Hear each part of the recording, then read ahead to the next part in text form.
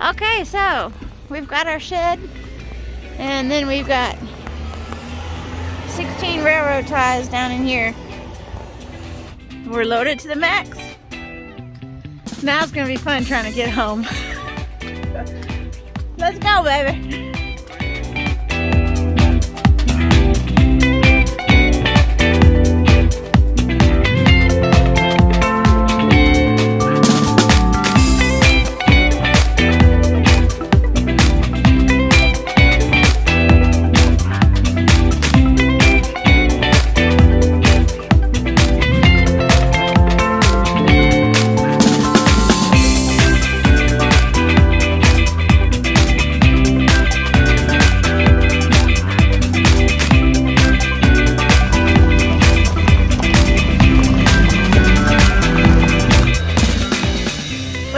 We made it.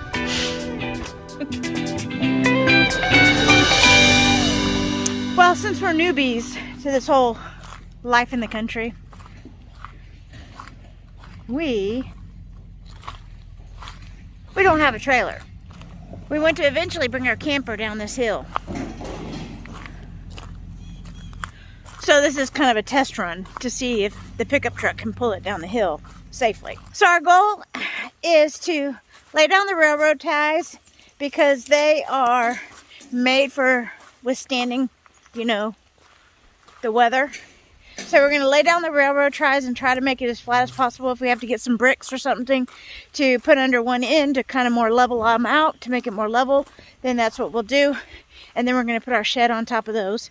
And then also we want to fashion out a square right here in this area and then fill it in with rock and then put our camper down here in this area. That way we're more private from the road and do projects and stuff like that. So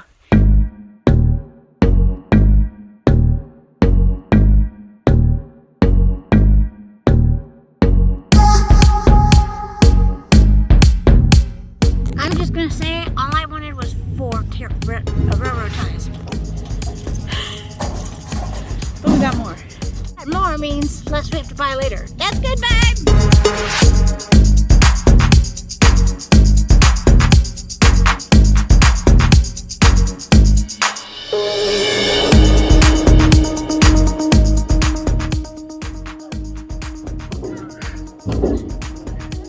Ready?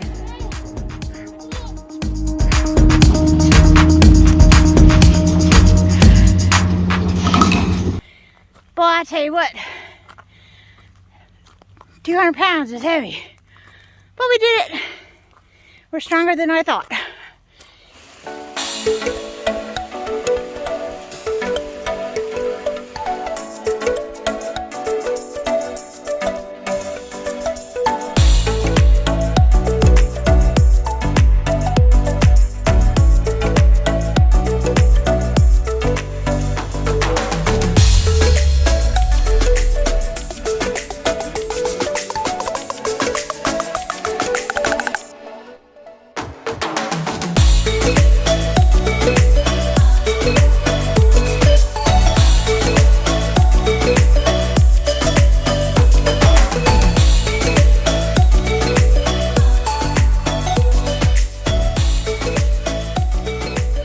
Railroad ties.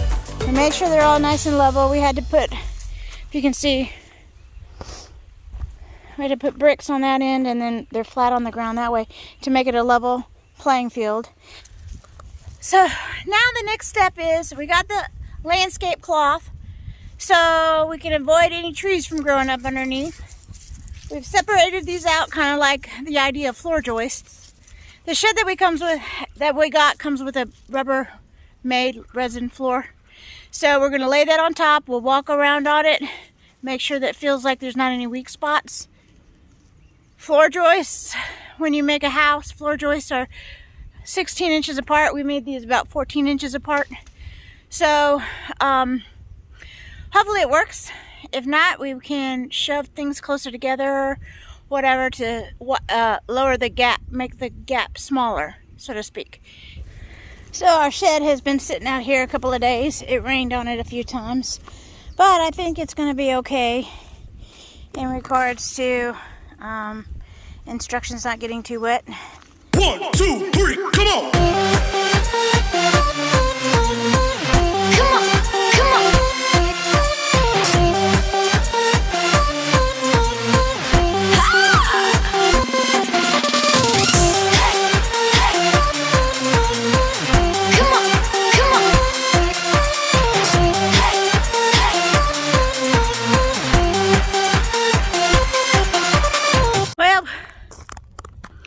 Well, Michael went to the store to get some plywood. We put the floor down and we're gonna need a subfloor. So the plastic is too weak. Even when we moved the joists, the railroad ties closer together, it was still bowing out, and we didn't want to take any chances of it snapping in half while we were loading up the generator or whatever the case may be. We were taking a chance because plywood's like 50 bucks a sheet right now, and we didn't want to spend an extra, you know, $150 on plywood if we didn't have to. We got those railroad ties as $20 a piece. So we were trying to cut corners and it didn't work. So now he's going to go back to the hardware store and pick up some plywood or some severe weather particle board or something that'll uphold the moisture.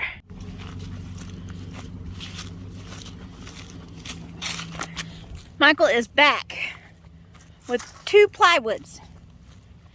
Total cost was $132, and he got a 10% discount.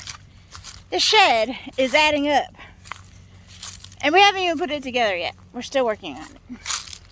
We have 5 railroad ties that were $20 a piece, so you can say $100 for the railroad ties. We probably could have added more railroad ties, but we need the remaining railroad ties for another project.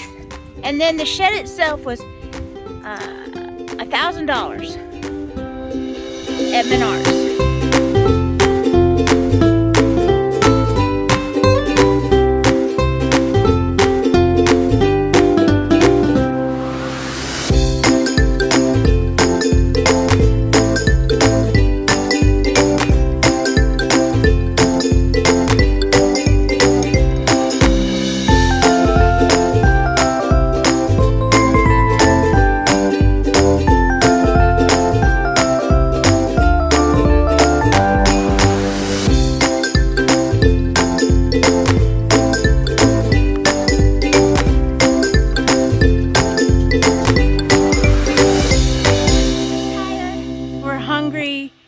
All we gotta do is screw on the roof and put up the doors. We're calling it a day and we'll finish it tomorrow. What do you guys say, babe? Is that? You wanna go eat dinner? You go night-night. Let's go. Come on. Let's go get in the car.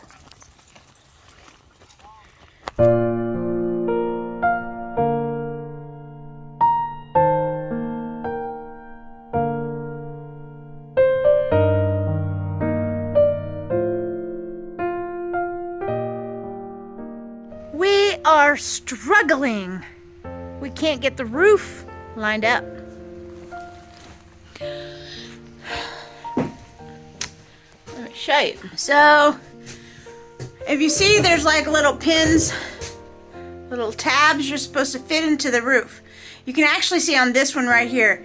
If you look right on the top of the roof, you see that little tab. It looks like a popsicle upside down, and then the tab below it. If we get it lined up and signed in, then the holes that screw in the side over here are like 1 inch off. So as careful as we were on getting our floor level, it's still not perfect. Obviously there's a hair.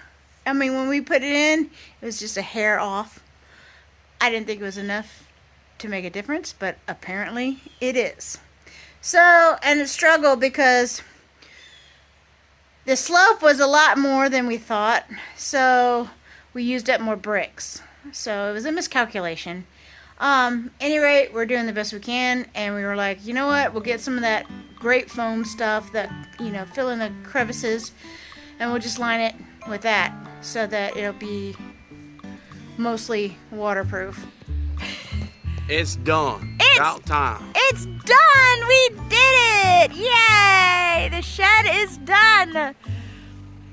How long did it take us to do it? Too long. But we had to improvise. It's not completely level, but it'll do the job. Yeah. It took us one full day on Sunday, Monday afternoon / evening, and Wednesday morning. So, anyway, we got the doors on, we got the hinges on, we got the handles on. The back quarter of the roof is not lined up properly, but given the terrain and the lack of tools that we don't have yet, it looks good. We did it all by hand too. We're satisfied with it. It was a great bonding experience. Anyway, until next time, toodles y'all!